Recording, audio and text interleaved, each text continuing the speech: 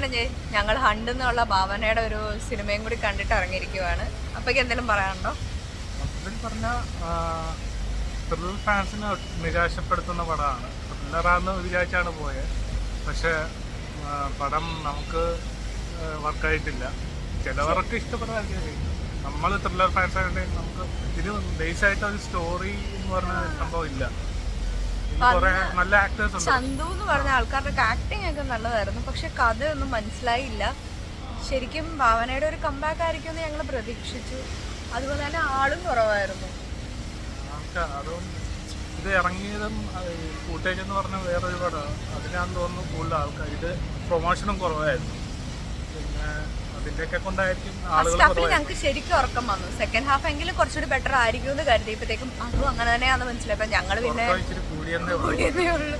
വേറെ വല്ല വ്യത്യാസമൊന്നും വന്നില്ല. ശരിക്കും വൺ ടൈം വാച്ച്. അതിഥിയുടെ നല്ല പെർഫോമൻസ് ആയിരുന്നു. എനിക്ക് വാനേക്കാളും ഇഷ്ടപ്പെട്ട അതിഥിയുടെ പെർഫോമൻസ്. ഒരിക്കലും കേട്ടിട്ടില്ലാത്തൊരു ക്രൈം മെത്തേഡ് കേട്ടു. ഞാനിങ്ങനെ ഒരു പടത്തിലും അങ്ങനത്തെ ഒരു ക്രൈം കേട്ടിട്ടില്ല. അതുപോലെ ചില കാര്യങ്ങളൊന്നും ഇതല്ല. ഇതിനകത്തൊരു ഒരു റോള് വരും, ഒരു ചേച്ചി. ആ ചേച്ചിയുടെ പേര് എനിക്കറിയത്തില്ല. ഇപ്പം ഭരതനാട്യം സിനിമയിലും ഉള്ള ചേച്ചി, പുള്ളിക്കാരത്തിക്ക് ആക്ച്വലി ആ ചേച്ചിക്ക് നല്ല മുടി ഉള്ളതാ. എന്റെ പോലെ ഇതിനകത്തൊരു വിഗ് വെച്ച് അതിനെ അത്രയ്ക്കും കൊള്ളവാക്കി വെച്ചിട്ടുണ്ട്. അതിനെ വെറുതെ ആ ചേച്ചിക്ക് വിഗ്.